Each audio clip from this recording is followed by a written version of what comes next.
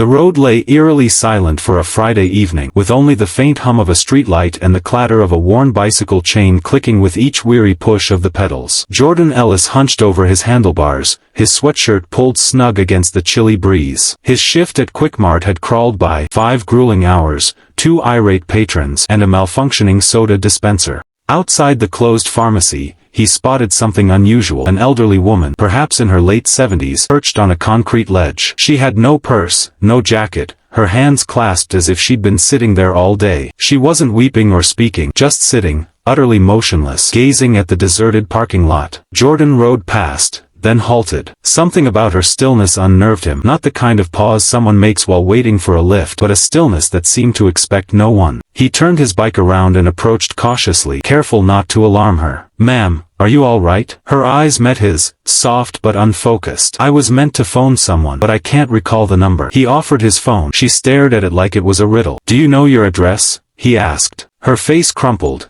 as if the question stung more than the cold night air. "I believe my name is Eleanor," she murmured. Jordan slipped off his sweatshirt and draped it over her shoulders. Then, steadying her carefully on the bike's crossbar, he pedaled through the hushed streets to the one place he knew was secure, his Aunt Thea's apartment. But who was she, and why had no one else paused? She said her name was Eleanor, then she disappeared. Aunt Thea didn't probe much when Jordan brought Eleanor into the cramped kitchen that night. She simply assessed the woman, bare hands, worn shoes, distant gaze, and fetched another mug from the cabinet. Eleanor sat at the small table with its chipped blue paint, sipping tea in tiny, deliberate sips. She spoke little, and when she did, her words drifted like mist. She mentioned she enjoyed jasmine tea and once tended a garden. She smiled at the photo of Jordan's late mother on the wall. "She seems gentle," she said softly. By midnight, Eleanor had nodded off on the couch, a knitted blanket draped over her knees. Jordan fashioned a pillow from an old sweatshirt, switched off the lamp, and whispered, "Good night, Eleanor." The next morning, she was gone, no note, no footprints. The blanket was neatly folded, the mug rinsed and drying by the sink. Jordan searched every street, every bench, every spot a solitary stranger might linger. He asked neighbors, showed her picture on his phone. No one had seen her, not that morning, not ever. 3 days passed, then 4. By the 5th, Jordan began to question if he'd imagined her, if she was merely a weary dream after a long shift. But on the 6th day, something arrived in the mail, not addressed to Jordan, just to the young man who noticed. No return address, no stamp. Inside the plain envelope was a single item, a cream-colored business card with gold lettering that read, Renford Estate Trust, Private Affairs Division. On the back, in shaky cursive, "You reminded me of someone I once was." Jordan read the words twice, then 3 times. The handwriting trembled with age, but it was unmistakably hers. His grip tightened on the card, not because of its meaning, but because of what it implied. She hadn't been lost, she'd been remembering. And for the first time in ages, someone had truly seen her. The address on the card was real, but what lay beyond the gate was unexpected. Jordan nearly didn't go. The card sat on his dresser for 2 full days. He picked it up, set it down, stared at it as if it might vanish or change. But on the 3rd morning, just after sunrise, he grabbed his backpack, tucked the card into his jacket, and boarded the number 82 bus heading north. The city transformed as he traveled. Graffiti faded into manicured hedges, fast food joints gave way to wine bars, and old corner stores vanished, replaced by boutiques with sleek names and glass facades. He disembarked 2 stops early, choosing to walk. The address was real. He confirmed it at the block's edge. A wrought iron gate, curling like black lace, surrounded a red brick estate. No buzzer, no camera, no guard, just a curved nameplate above the path reading, Renford House. He stood outside for a full minute before the gate creaked open on its own. A woman in a navy suit greeted him at the door, as if she'd been expecting him. "Mr. Jordan Ellis?" she asked softly. He nodded. "She's in the garden. She doesn't care for walls much these days." Jordan followed the stone path past a marble fountain and 2 massive oak trees, older than the house itself. Around a corner, behind a hedge of white hydrangeas, was a small wooden bench. And there she was, Eleanor. Same quiet eyes, same calm hands folded in her lap. A soft gray sweater rested across her knees, as if it belonged there. She looked up. "You came?" she said. "I did," Jordan replied, stepping closer. She patted the bench beside her. They sat in silence at first, not awkward, just open. "I'm sorry if I troubled you," she said finally. "You didn't. I wasn't always like that, you know, drifting, empty. I don't think you're empty now." She offered a weary smile, one that carried decades within it. I used to be sharp, even ruthless. People respected me because I could outmaneuver anyone in a room, not because I was kind. Jordan stayed silent. That night, she continued, you reminded me what it meant to be noticed. Just noticed, no questions, no agenda. That meant more than you know. Then she reached into her sweater pocket and handed him something. A folded piece of stationery, neatly creased, sealed with a paperclip. This is for you, she said. Not because you helped me, but because I want to help you build something. He unfolded the paper. It wasn't a check, it was a signed letter to her personal attorney, authorizing a fully funded educational endowment in Jordan Ellis's name. Tuition, housing, materials, anywhere he chose, no strings attached. Jordan stared at it. I don't understand. I don't need another estate, she said, but I'd like to help build yours. He looked up. Her hands trembled slightly, but her voice was steady. You didn't ask who I was. You just offered your sweatshirt, your bike, your time. I've met world leaders, Jordan, sat on boards, owned shares in companies you'd know by their logos. But that night, none of that mattered. I was invisible. She paused, her eyes searching his face. You made me feel human again. He looked at the letter. It felt too heavy for paper. I don't know what to say. Then don't, she replied. Just do something honest with it. Something good. That, he thought, was the end. But the world was just catching up. 3 days later, a black sedan pulled up outside Aunt Thea's house. Jordan was on the porch, fixing a creaky door hinge. He looked up as a man in a gray suit stepped out, briefcase in hand, shoes gleaming. Mr. Jordan, the man asked, offering a business card before Jordan could respond. Carter Lynn, Renford Estate, Legal Affairs. I work for Ms. Eleanor Renford, he said. She asked me to deliver this personally. He handed over a leather folder and stepped back. Aunt Thea, who'd come to the door with a dish towel over her shoulder, took it cautiously. She opened it and froze. Inside were legal documents, authentic, stamped, signed, sealed. The endowment letter had been formalized through Eleanor's trust. The figures on the final page made Thea sit down on the porch step. Is this a prank? She whispered. Carter shook his head. She didn't recall your address, but she remembered your kindness. That made it simple. Word spread quickly. It began with an article in the local paper, then a radio segment, then,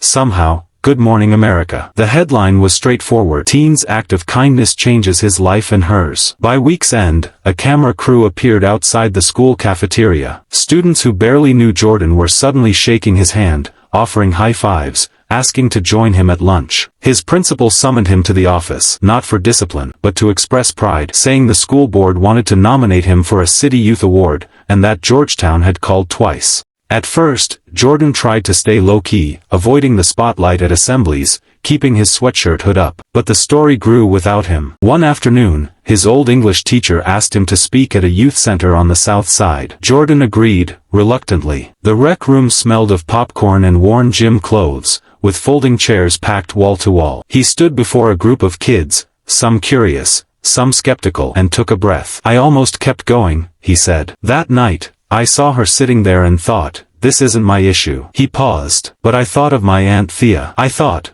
what if that was her, out there, and no one stopped? The room fell silent. I didn't do anything extraordinary. I just noticed. That line ended up online, clipped and shared. I just noticed.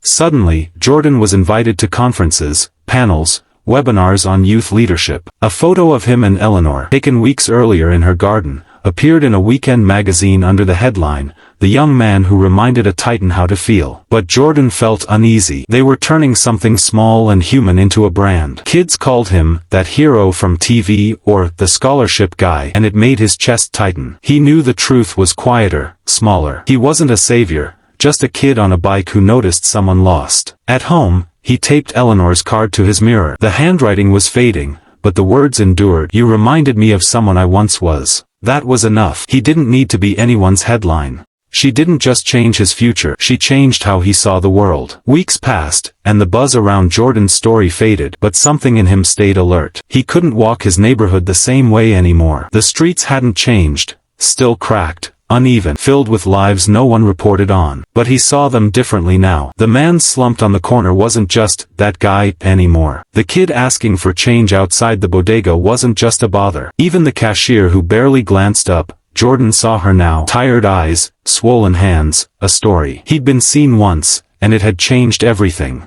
One overcast Sunday, he returned to the red brick estate. The gate opened slowly, as if it recognized him. The woman at the door, "The same one as before," just nodded. "She's in the sunroom," she said. "She prefers the light these days." Eleanor Renford sat wrapped in a cashmere shawl, legs tucked beneath her as if waiting for tea that never arrived. The garden lay just beyond the glass. She looked smaller now, her strength settling into her bones, but her eyes remained clear. "You came back," she said softly. "I owed you a thank you," Jordan said, hands tucked into his sleeves. "But also, I wanted to know how you knew." "Knew what?" He sat beside her. "That I'd show up, that I'd care." She let out a faint breath. "Because I was once you, and someone once showed up for me." She reached for a drawer beside her and pulled out a small white envelope sealed with wax. "I don't need much these days," she said, "but I had one last thing to give." Inside was a note, a single short paragraph in her shaky script. "You don't owe the world a show. Just keep noticing. The right moment will always find you,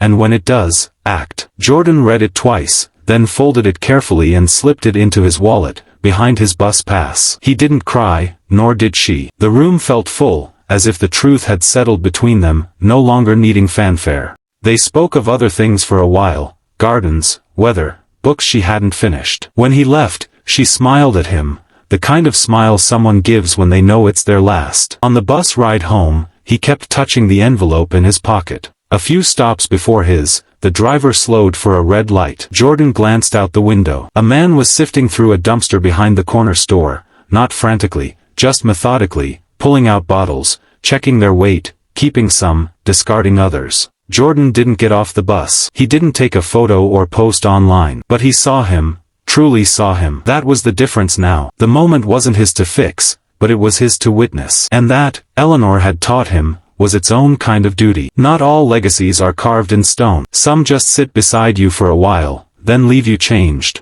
The letter arrived on a Thursday, a pale cream envelope with no return address, just his name in careful serif print. Inside, a single line from her lawyer, Carter Lynn, "Ms. Renford passed peacefully in her sleep. A private service will be held. You are invited." Jordan read it twice. He told no one, not his principal, not even Aunt Thea. It felt like something meant to stay between them. The memorial was held in the conservatory, with its wide glass ceiling and ivy climbing the walls. Sunlight poured in like a soft hush. No microphones, no velvet ropes, just 12 chairs, a small table with a framed photograph, and a piano no one played. Eleanor's staff stood in a quiet half-circle, housekeepers, a gardener, a personal nurse, all in simple black, all looking like they'd lost someone real. Carter Lynn, in his usual tailored suit, gave a brief statement, nothing grand or theatrical. She lived longer than anyone anticipated. She left quieter than anyone thought she could. Then he turned to Jordan. "You were the only one she named." Jordan stood,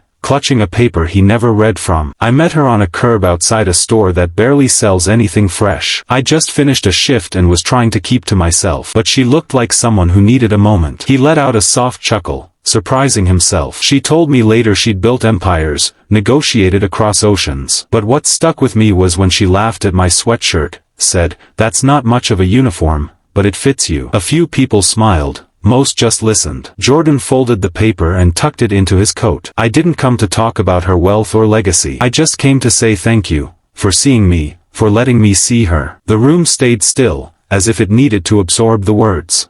After the service, Jordan walked past the old garden. The same bench was empty now. He paused but didn't sit. Something about the way the light hit the bricks reminded him of her last note. "You don't owe the world a performance. Just keep noticing." He kept walking, out the gate, down the path, past the hedges trimmed too neatly for his taste. The bus stop was quiet. No crowd, no cameras, just Jordan and the memory of a moment that had outlived them both. Some moments don't echo in headlines, but they still shape the world. It was an ordinary afternoon. Warm light spilled across the cracked sidewalk as Jordan waited for the bus. No press, no ceremony, just the hum of city life moving forward, indifferent and swift. Then a sharp cry. He turned. Girl, no older than 7, had fallen off her scooter, hitting the ground hard. Her knee was scraped, her backpack spilled. People glanced, paused, and kept walking, no malice, just distraction, the blur of life. Jordan stepped forward, knelt beside her, and pulled a folded napkin from his pocket,